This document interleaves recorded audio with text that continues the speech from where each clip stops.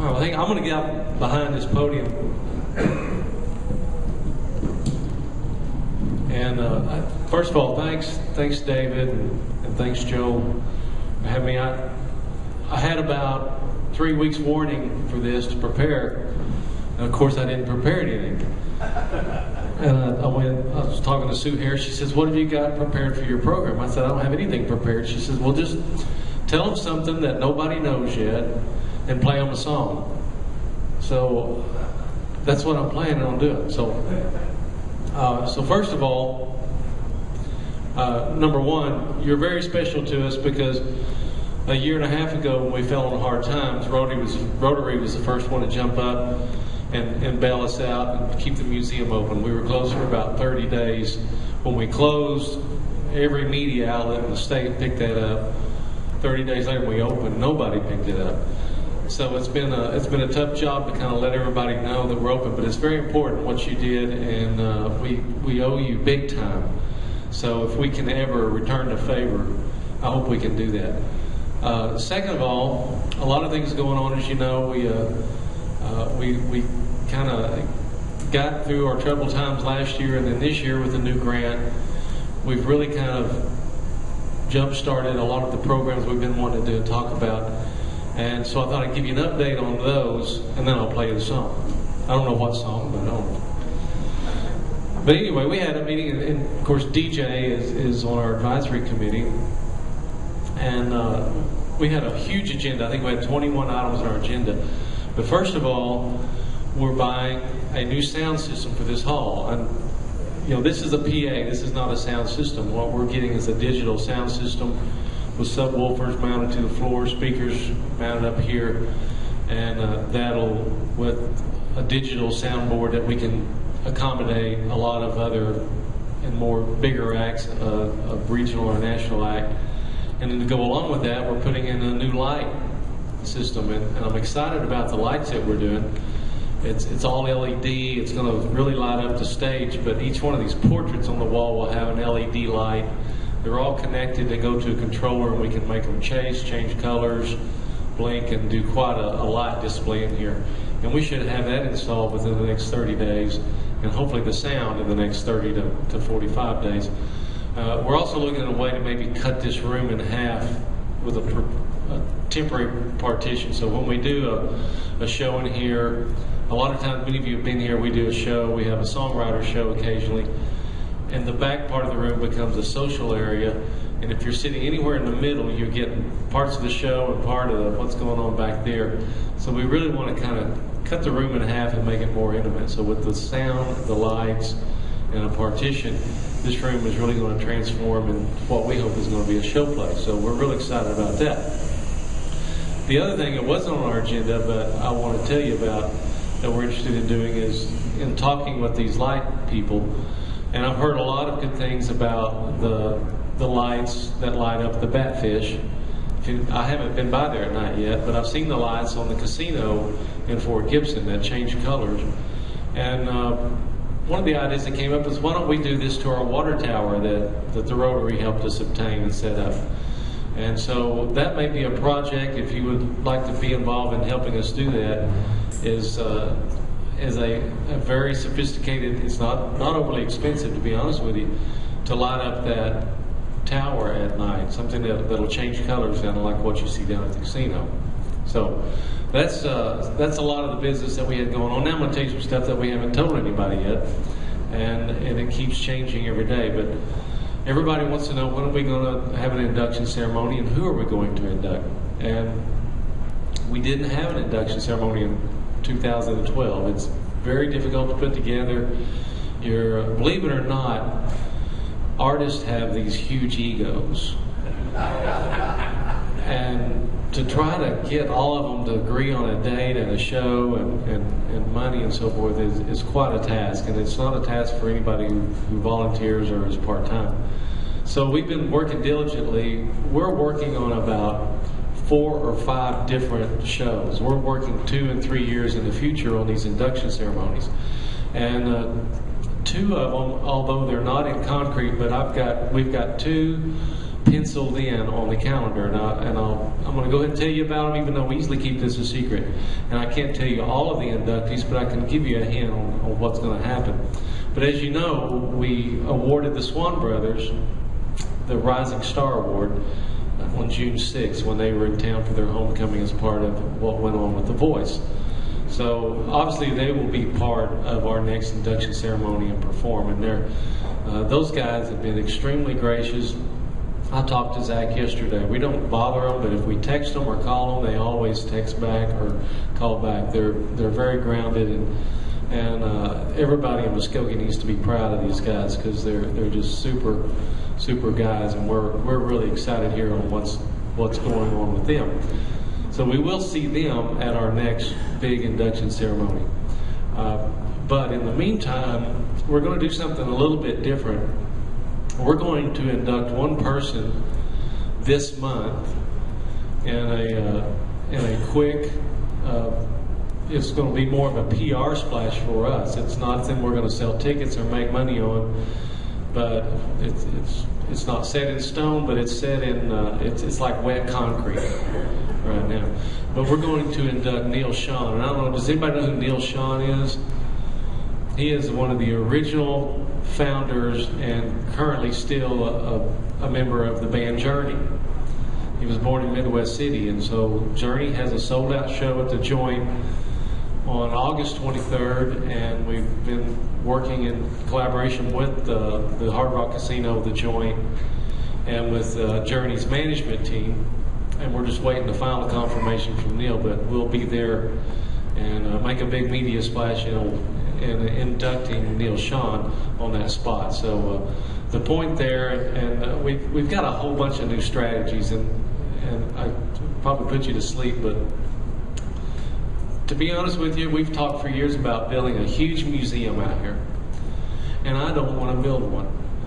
I don't want to get money from the state and build a huge facility that we can't operate. I have never seen a business plan that shows us how we can sustain such a facility, how we can pay the bills, staff it, and keep it open, and how we can attract the 100,000 people a year that we need to make it happen. I haven't seen it. I can't come up with one, and so I'll be honest with you, I told the mayor when we started rethinking our strategies, that's not what I want to do. I like this facility. I want to do things that make this building a showcase. I want to continue to do things in our museum here. And then I want to collaborate with the Oklahoma History Center and the upcoming OK Pops Museum. And we have a display at the Hard Rock Casino. Next time you go to the Hard Rock Casino, go look for our display. We've got 2 or 3 posters in the place. And then you'll see an exhibit on Jesse Ed Davis, who was a guitarist for Taj Mahal. And he's the only guitarist to play on every single solo project that the Beatles did. He played on every one of their solo projects. So there's a big Jesse Ed Davis display that's got our name all over it, and actually his award for when he was inducted is on display there. Across from that, Rocky Frisco has a display, and his award is in there, and then you'll see a number of our posters scattered out throughout there. So the Hard Rock has been very, very helpful. It's interesting, I tried to connect with them, and I finally got a meeting with their CEO of the Hard Rock, and I'm sitting down across from him, and this guy is 6'8", 300-something pounds. He's a big guy, and he didn't look any more Indian than I am. And we get to talking, and then we realized we went to elementary school together. I hadn't seen him in 40 years, but that was one of those deals that paid off, and so that's led to this deal with Journey. So we've got a display there. We have a written collaboration agreement with the Oklahoma History Center, and they've got displays waiting. They want to loan us. They've got a hee-haw exhibit. They've got a number of exhibits they're willing to share with us and bring down here. So we hope to have an exhibit in the Civic Center here soon, and the Oklahoma History Center is helping us build that exhibit. So those are some of the new directions. At one point, we kind of wanted to fight OK Pops, but behind OK Pops is George Kaiser, Reba McEntire, Garth Brooks, and we don't want to be in a war with those people. We want to collaborate with those people. So those are the kind of things we got going on. One other thing we bought, DJ, I forgot, it'd be a security camera system in here. So there'll be a camera in here. If no matter where I am, I can pull up my smartphone and take a look at what's going on in the hall. If we've got a reception or a class reunion, we've got stuff we want to protect. We not only our artifacts in our museum, but the new sound and lights we put up. So, and also, just so you'll know, if you rent the hall, what you pay for the hall rental will not include the sound and lights. We're going to keep that. That comes with an engineer with an additional cost. So we want to make sure we protect all of our assets and be careful with that. So we've got a new security system, video surveillance system. We're installing new computers, new sound system, new lights, a new website. Forgot about that. That is we pulled the trigger on. So that's in development that we hope to see in the next 4 to 6 weeks. We hope. So a lot of things in the works. I've been here a month, and those are the things we've been chasing. And also another show I'll tell you about. I haven't told you about the other induction. So I've got 2 other big things. One is a show we're looking at doing here in October or November, and it would be right on this stage after we get our sound and lights, and it's called Country Talk. And it's basically a conversation with 3 of our inductees. Roy Clark, Billy Parker, John Woolley, and Rodney Lay would be a part of that. And they would just sit up here and have a conversation. We're going to make a big event out of it, probably maybe a dinner, a VIP reception or something. But we're really looking forward to having Roy Clark up here just to hear him talk about his career. And Jim Halsey would be a part of that. I forgot about that. He's the one who's organizing. This is Jim Halsey right here. So we got Jim and Roy, and we inducted Billy Parker a few years back. So then the other thing that I haven't told anybody, not even DJ knows this, or the mayor, I'm sorry, I'm going to spill the beans right here. But I literally found this out. I was walking in the building about 11 o'clock, and I got the call to pencil this date in. We've got to get it in concrete. But when we honor the Swan Brothers with the Rising Star in an induction ceremony, one of our inductees will be Jimmy Webb. And I don't know if y'all are familiar with Jimmy Webb, but Jimmy Webb has won a Grammy in all 4 of the generic categories. He's the only person that's done that. He wrote MacArthur Park, a lot of songs for Glenn Campbell. And he's president of ASCAP. And ASCAP is the one I've been talking with. They're going to be flying a ton of dignitaries in for this show. And tentatively we're working, don't get mad at me with this, but the date they want to work with is a Tuesday night, October 15th. And we're probably going to do that in Tulsa, so you might get mad at me for that also. But we've got to go where we get to a bigger market, we can sell a higher ticket and get a bigger audience. And so whether that's going to be at the Brady or the Mabee Center, we don't know. It's probably one of those 2 locations. And then there will be additional, our board has selected Jimmy. He's been selected quite a while, and of course the Swan. So I can tell you about those 2. I can't tell you who it might be beyond that, but we hope it'll be a good show that we'll put together. We've got some others in the making I can't even tell you about because a lot of discussions going on for 2014 and 2015. So with that said, I did bring my guitar if you don't mind.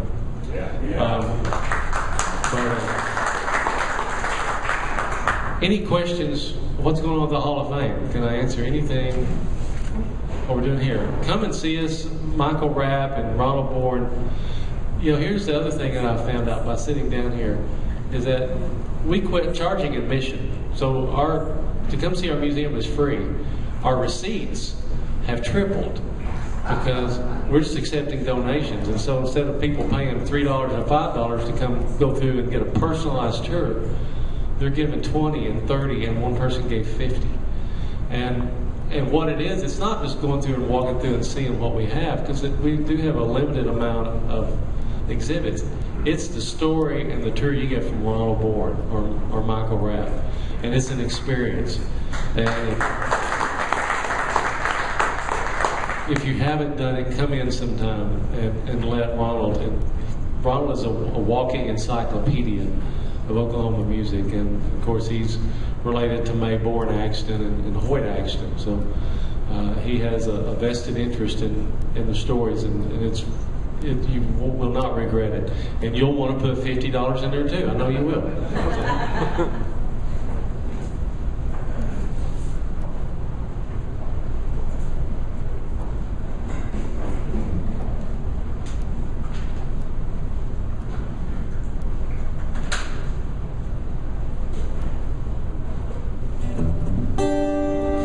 So I don't want to take up, I don't know how much time I was allotted to begin with, so I only prepared like 30 songs. I didn't even, I have one in mind, but we'll go from there. But I had a friend I met in college named Randy Pease, and I went to Oklahoma State, so you Sooners don't hold that against me. And I met I've been playing music all my life, but a lot of what happened with my music and influences happened there. Jimmy LaFave, Chuck Dunlop. Gosh, there was a band there called the Cimarron Swingers that I love to see. And Randy Pease was one of the songwriters in town. And me and a guy a year behind me would go and watch these guys in awe, and we decided to start doing some of these shows, and it was a young kid named Garth Brooks. And so I started doing stuff with him. So I'm going to tell you this story. So about 5 years down the road, I actually ended up with a degree and accidentally passed the CPA exam. And I got a call from a recruiter who said, "Hey, would you like to work in Nashville?" I said, "Sure." So I set up an interview. This company has an office, a high-rise office at the end of Music Row. This would be great. I go, and then they take me. I'm in my best suit and tie. I'm on my best behavior, trying to watch all my table manners. These two guys in suits, they're carefully interviewing me. And we're at a place called the Longhorn Cafe. Longhorn Saloon. It literally was a saloon. Had stuffed animals all around the place, and we were ordering a steak, and it was a late lunch. It was about 1 or 1:30. And I'm sitting at a table with these guys, putting on. I did not want them to know I had anything to do with music, because I was hoping they were going to just give me a full reload package and everything, and which they did, and it allowed me to move to Nashville. And the table right across from me, there was a guy in a baseball cap, and his mouth's wide open, and his eyes are like this big around, looking at me. And I'm thinking, oh hell, this is somebody I knew from Stillwater, and it was Garth. And he gets up and he slowly walks to the table, and he goes, "What the hell are you doing here?" And I said, "Well, I'm trying to get a job." And he says, "Well, we need more Stillwater people here." And I introduced him to these guys, and he never let on that I had anything to do with music. So I think he kind of knew what was going on. And the next month, he came out with his first single, and everything took off from there. And so we would go and have lunch there about once every other month, and drink a beer, eat a bowl of chili, and eat a sandwich at the Longhorn Saloon until Friends in Low Places came out, and then he could not go out in the public anymore. But so anyway, getting back to my story, Randy Pease was a friend of the guy that Garth and I both looked up to, and a songwriter, and he wrote this song about baseball.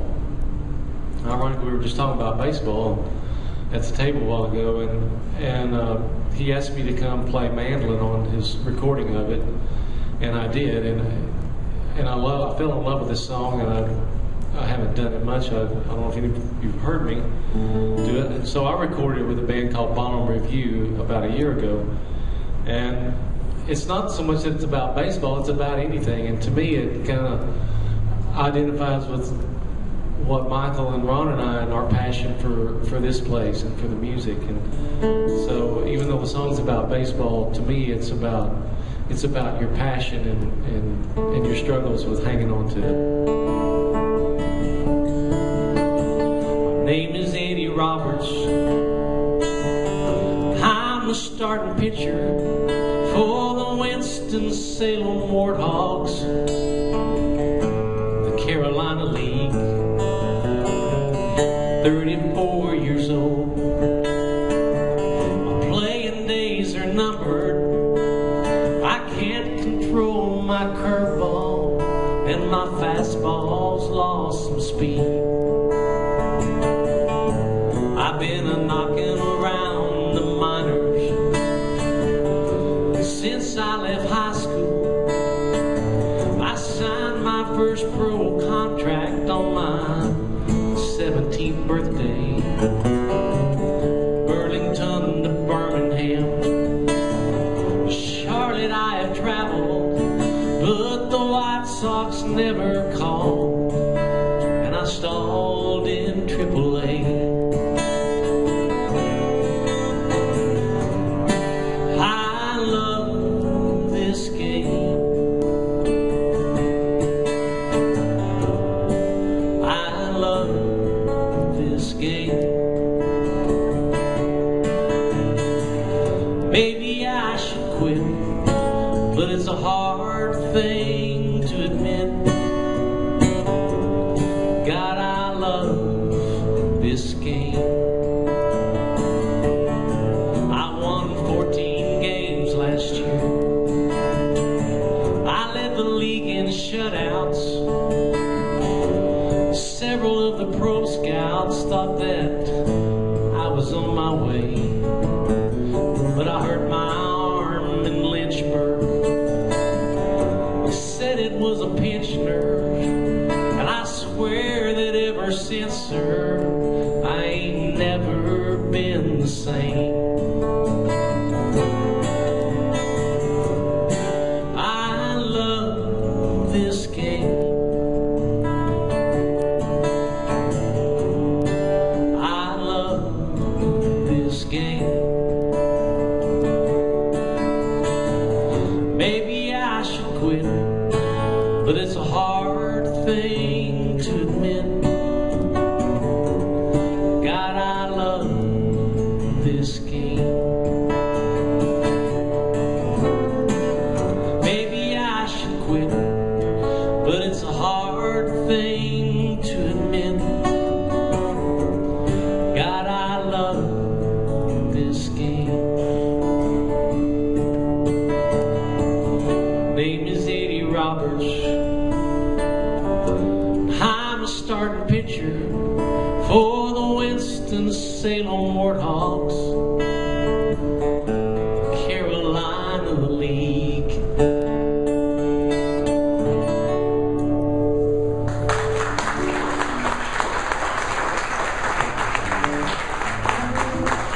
What do we got? Time for one more? Dave, what do you think? Easily. How much time you got? I have to be at the U.S. Attorney's office at 1:30 to answer some questions. So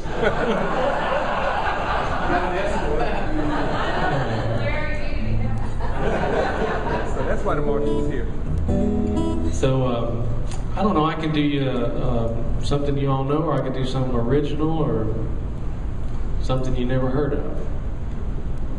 How about do one of your dirty ones that I've heard of? I don't know what you're talking about. You're the reason God made Oklahoma. You're the Reason God Made Oklahoma was written by a guy from Oklahoma by the name of Tommy Collins. There's probably some other writers, but Tommy Collins was one of the Collins kids. So if you've seen those video clips of the Collins kids, Ronald Bourne could probably tell me who all wrote on that. Nice purse, Ronald. And yeah, Tommy Collins will probably be an inductee as the Collins kids. They're definitely on the radar. And Tommy's back out. And you know what? I heard a cool story. I don't mind if I tell it. Funny you brought that up, but another future inductee, and one of my favorite artists, is Becky Hobbs. I don't know if y'all know Becky Hobbs. And Becky has a show that Ronald and myself and even Michael are going to be involved in Tahlequah. That starts August 27th, 29th, and 30th in Tahlequah, called Nanyehi, a Beloved Woman of the Cherokee. It's a musical that she's written, and she is a descendant of Nancy Ward, who's the most highly decorated female in Cherokee history. And so Becky is from Bartlesville, had an all-girl rock band in high school and college, and became famous for her own songs releases. Talk Back, Trembling Lips was one of them. Are There Any More Like You was a video I played a lot. And then she also wrote Jones on the Jukebox and recorded that, and then a song that you've all heard called Angels Among Us that Alabama recorded. But early in her career she lived in L.A., and Tommy Collins was sweet on her. And basically that song, You're the Reason God Made Oklahoma, was aimed at Becky, because she lived on Sunset Boulevard. And all those lines really relate to her life at that point. It's really kind of interesting hearing her talk about being the inspiration for that song. I wish I knew it, I'd sing it for you.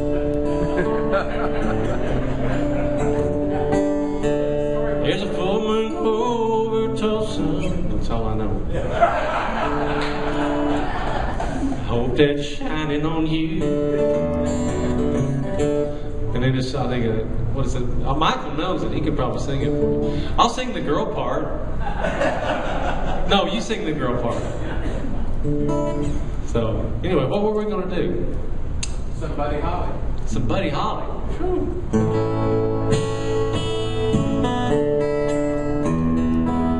I've already forgot them all. I still have the hair, but I forgot all the songs. Which one do you like?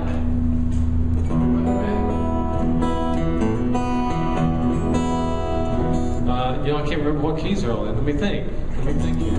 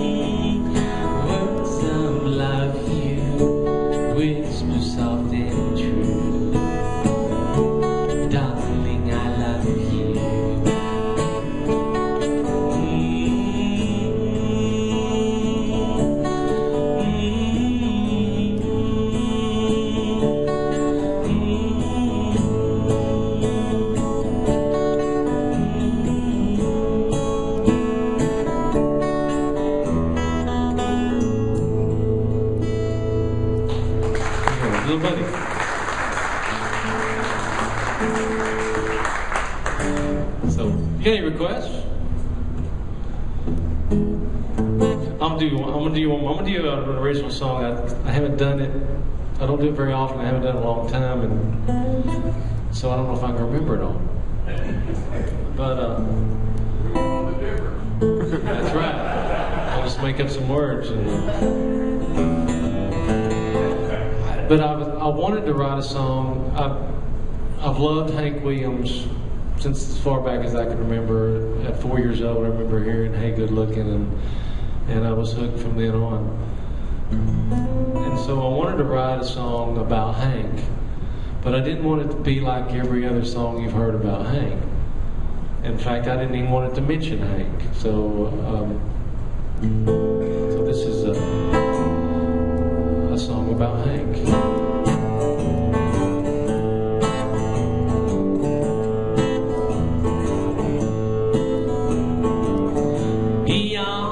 Sunset, he watched him rise.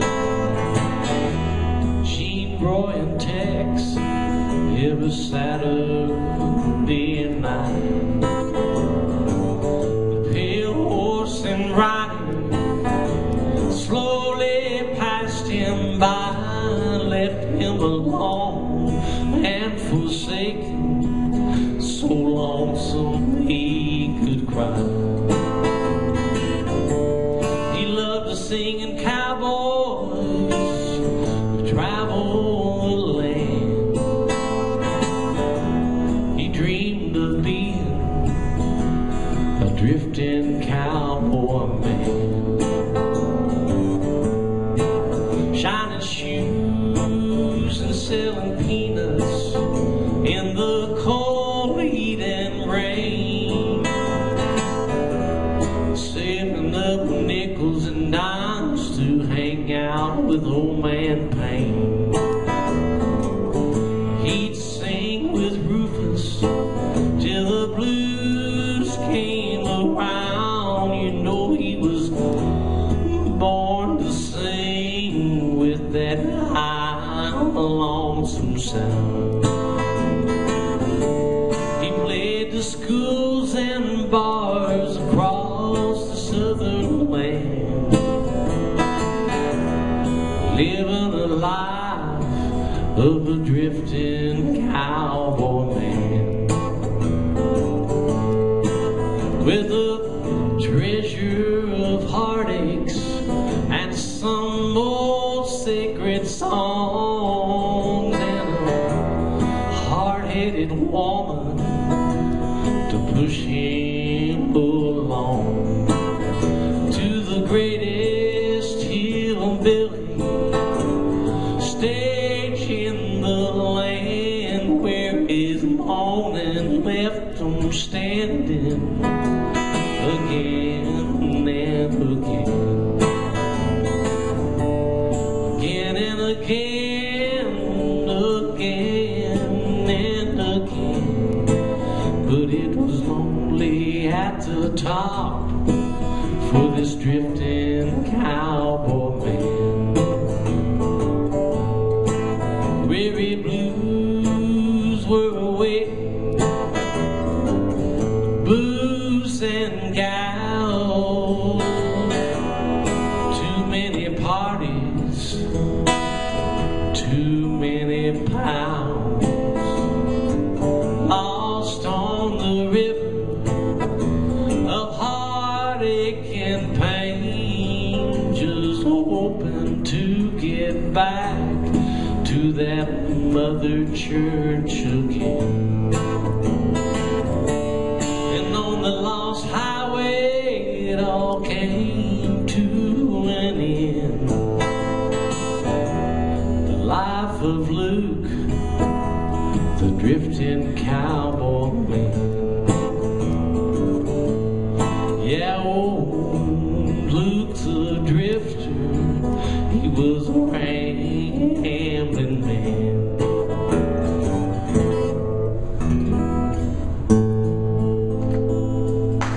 Thank you so much. Thanks for having me.